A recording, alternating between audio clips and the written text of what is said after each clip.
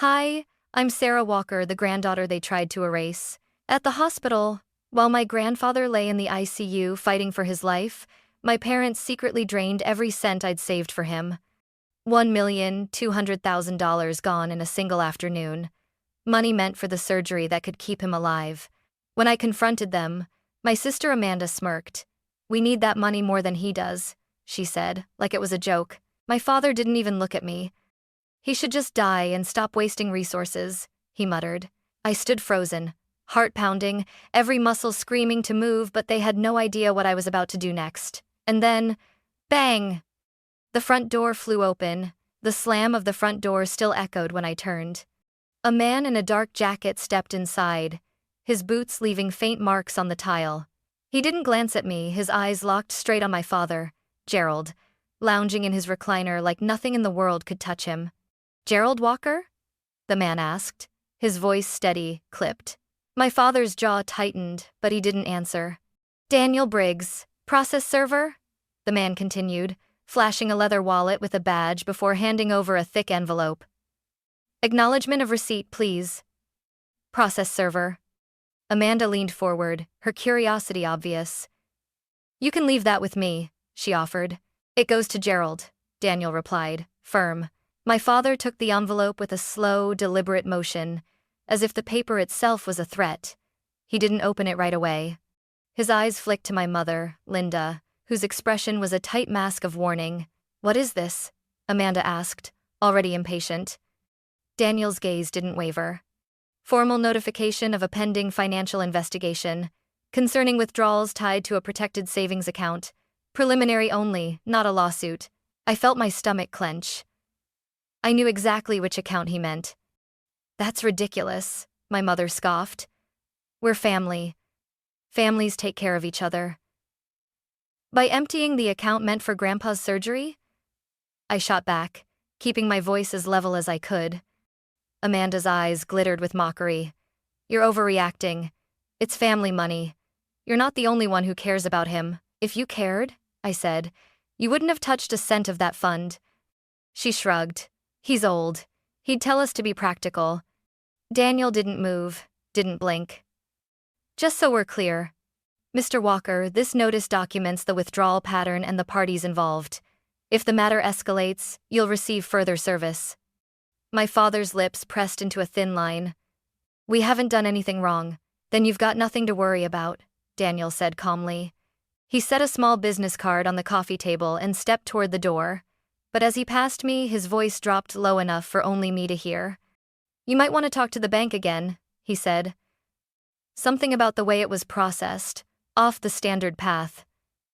And then he was gone. I stood there, my pulse loud in my ears, the envelope still in my father's grip. My mother looked at me like I'd just brought a plague into the house. Amanda's smirk returned, sharp and satisfied. They thought I'd walk away. They thought I'd let them strip everything from the man who had raised me, taught me to fight for what mattered. They had no idea. By the time I reached my car, the late October wind had sharpened into something colder. I sat behind the wheel, staring at the slip of Daniel's business card on the passenger seat. Talk to the bank again. I already knew what I'd find, but part of me needed to see the numbers for myself. Halfway home, my phone rang the hospital's number. "Ms. Walker? This is Dr. Keating. Your grandfather's condition is holding for now, but I need to prepare you. Surgery may have to happen sooner than we discussed. How soon?"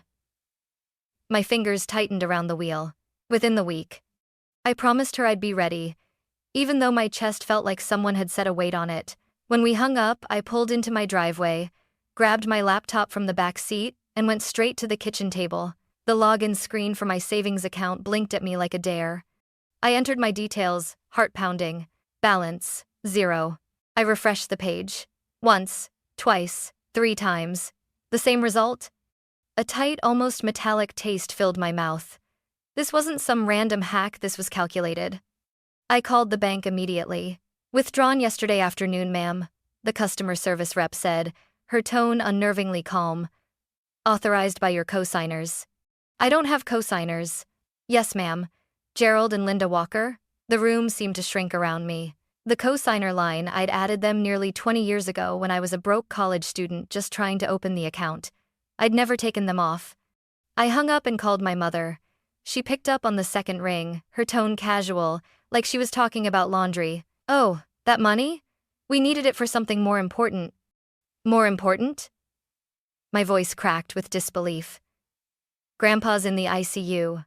That money was for him." Amanda's voice chimed in from the background, sweet and poisonous. "We need it more than he does. He's had a good run." "Don't be dramatic," my mother interrupted. "We're family, we share what we have." I ended the call before the words boiling in my throat came spilling out. The next morning, I walked into the downtown branch, the cold air following me through the glass doors. Susan Clayton, the branch manager, looked up from her desk. Her polite smile faltered when I slid my account statement in front of her. "I want a breakdown of this withdrawal. $1.2 million. She scanned the numbers.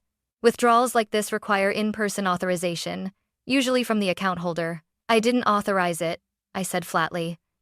Her brow furrowed. "I'm not supposed to access security footage without a formal request. But if you're saying this was unauthorized..." She stood, gesturing for me to follow. My pulse quickened. Somewhere in that footage, I knew, was the first proof I'd need to rip their lies apart. Susan led me down a narrow hallway to a small, windowless room that smelled faintly of coffee and dust. A single monitor sat on the desk, its black screen reflecting the tight set of my jaw. She tapped a few keys. "Let's check the internal cameras from the teller desk and private offices." The grainy footage flickered to life. My heart lurched. Amanda sat in the banker's chair, pen in hand, signing the withdrawal slip like she owned the place. Her eyes flicked to her phone between strokes, as casual as if she were grocery shopping. Beside her, Gerald leaned back in his chair, legs crossed, his smile slow and smug. Susan froze the frame. "That's your account number, and that's the signature line. But it's not your handwriting, is it?" I didn't answer right away. The loops were too neat, the slant forced like someone trying to copy letters they didn't understand. It was a forgery, and a bad one. "You want a copy?" Susan asked quietly. "Yes." While she printed it, I stared at the paused image on the screen. Gerald's hand rested on the table, relaxed, like he'd done this before. Amanda's expression had that sharp, satisfied curve I'd seen the night she told me, "Grandpa had a good run." Susan slid the copy toward me. "If this becomes a legal matter, our compliance team may have to testify." Understood. I signed the security log for the footage, my pen hesitating just a fraction before the end of my signature, a quirk I'd inherited from Grandpa Henry. Seeing that tiny ink blot at the tail of my name filled me with an odd steadiness. I gathered the papers, slid them into my bag, and headed for the lobby. Jacob, a young teller with a shy smile, was walking past. Without breaking stride, he slipped a folded slip of paper into my palm. I didn't look at it until I was outside, the wind slicing across my cheeks. 4 words, rushed handwriting. "Check the safe deposit." A shiver traced my spine. The safe deposit box, Grandpa's, the one I'd been to countless times as a kid. The one with his war medals, family letters, and whatever else he trusted the world not to touch. If Amanda and Gerald had been there recently, there'd be a record. And if they'd taken something, maybe they'd left a trail. I tucked the note deep into my coat pocket. The footage was proof of theft, but the box might hold something bigger, something that would make it impossible for them to hide behind family excuses. Tomorrow, I would find out. The next afternoon, I was back at the bank, this time at the older branch with the stone columns out front. The air inside was cooler, quieter, like the building knew it was keeping secrets. A woman in her 60s with glasses perched on the tip of her nose looked up from the counter. Her name tag read, "Evelyn. Safe deposit access?" she asked. "Yes, Sarah Walker."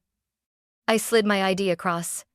She typed something into her computer, then pulled out a thick leather-bound ledger. Her finger traced the page, then stopped. "You were last here nearly a year ago," she said, glancing at me over the rims of her glasses. "But there was another visit 3 days ago." My stomach tightened. "Who?" Her eyes flicked to the screen again. "Amanda Walker, of course." Evelyn led me down a narrow hallway lined with faded carpet, the scent of metal and old paper hanging in the air. The vault door groaned open, revealing rows of boxes stacked into the walls. She used the master key, I used mine. The drawer slid out with a metallic scrape. I carried it to the small table and lifted the lid. On top was an envelope, thick cream paper sealed with wax. Grandpa's handwriting curved across the front. For my granddaughter, only when the time is right. My throat went tight. I traced the letters but didn't open it, not yet. Beneath it, a neat stack of receipts. I unfolded one. My eyes froze on the numbers. Gold bullion purchases dated the same day the 1.2 M vanished. The box itself was empty of gold. I dug deeper, my fingers closing around a small black velvet case. I knew it before I opened it, Grandpa's gold cufflinks. He wore them to every wedding, every funeral. Inside, there was only one cufflink. In the space where the other should be was a crumpled scrap of paper. I smoothed it out. In shaky, uneven ink, it listed a single name and an address, a storage facility in a part of town I barely knew. Amanda wasn't careless. If she'd left this, it was either deliberate or she hadn't noticed it was there. Evelyn cleared her throat gently. Technically, without the joint keyholder's consent, you shouldn't remove documents. I slipped the scrap into my pocket anyway. Noted. She didn't stop me, but I caught the flicker of curiosity in her eyes. Back in the lobby, the sunlight felt harsher, almost accusing. I gripped the scrap of paper in my coat pocket like it might vanish if I loosened my hand. If Amanda moved the gold there, maybe it wasn't gone yet. And if it was still in reach, I intended to take it back.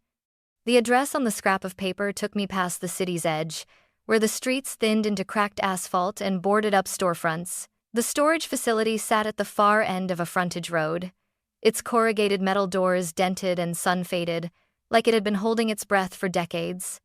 Inside the small office, a man in a flannel shirt sat behind a counter littered with ledgers and coffee mugs.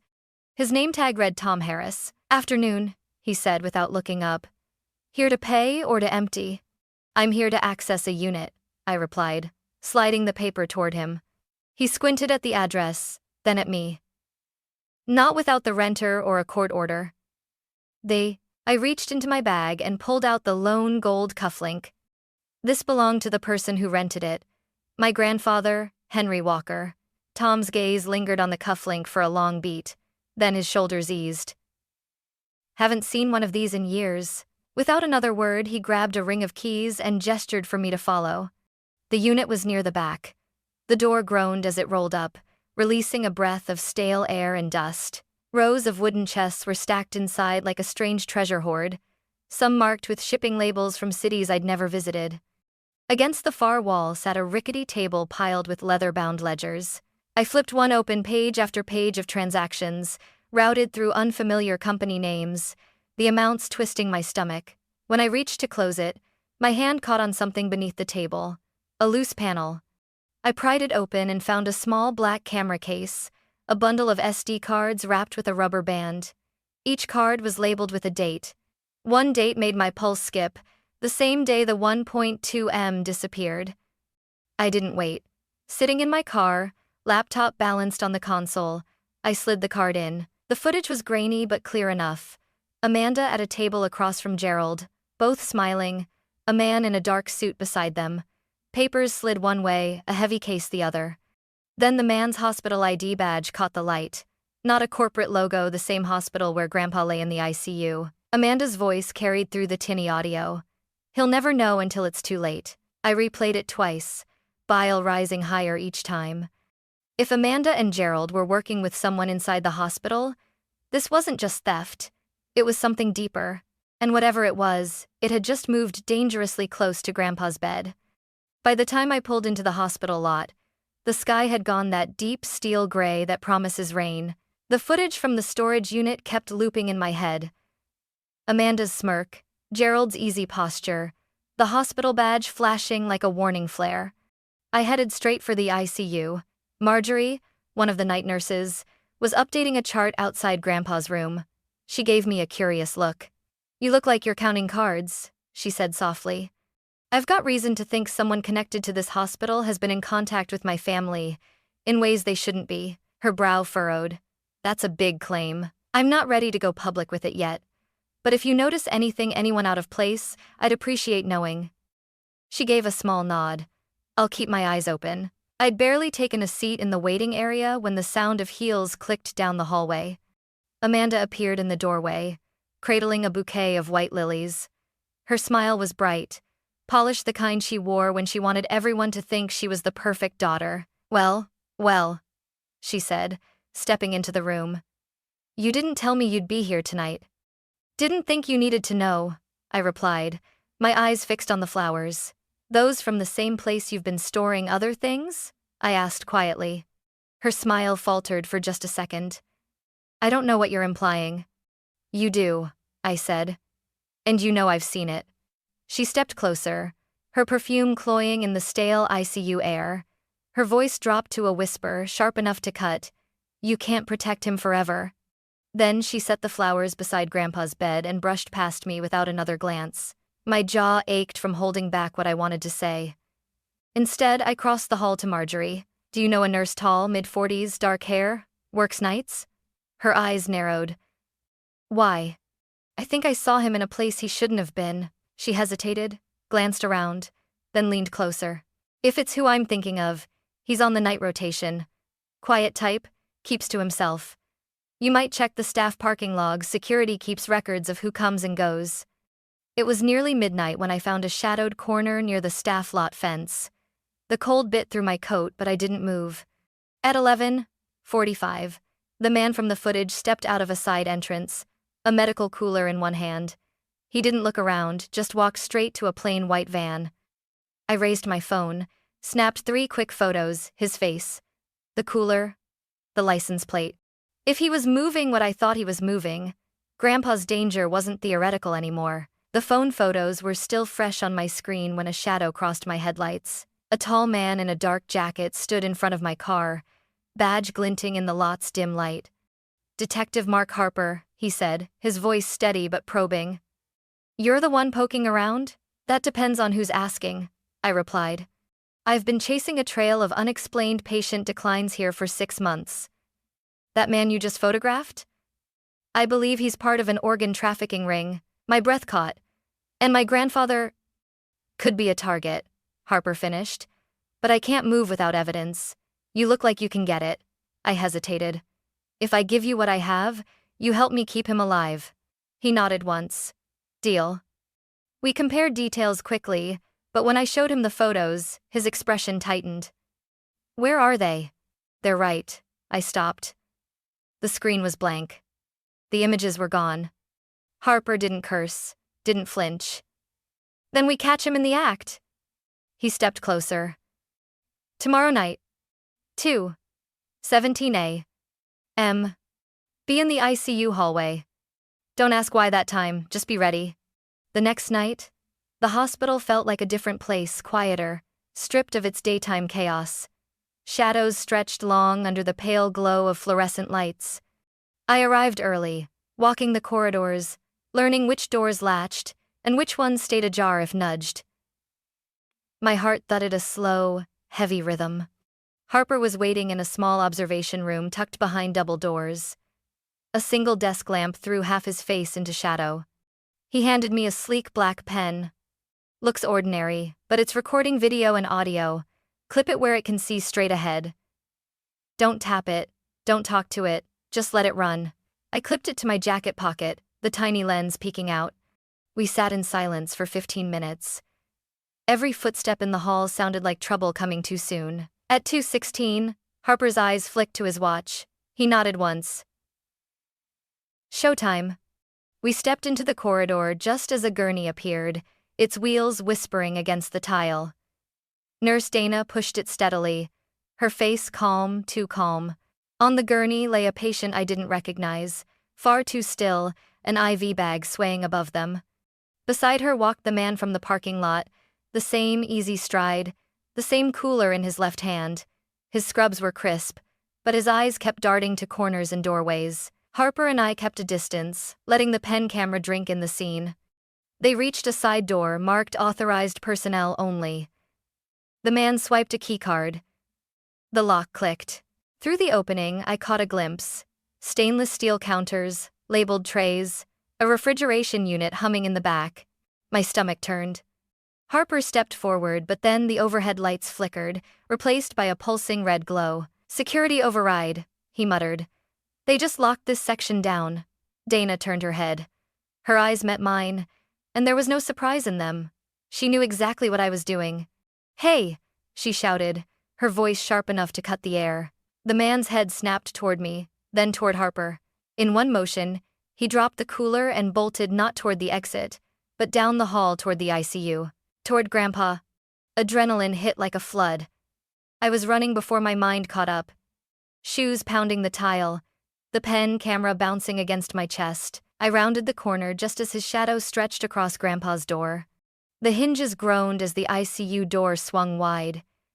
He was at Grandpa's bedside, syringe in hand, his grip quick and practiced. Before I could shout, Harper slammed into him from behind. The syringe clattered across the floor, spinning to a stop near my shoe. The man struggled, but Harper's weight kept him down. "Security!" he barked. 2 guards rushed in, another pair dragging Nurse Dana from the hallway.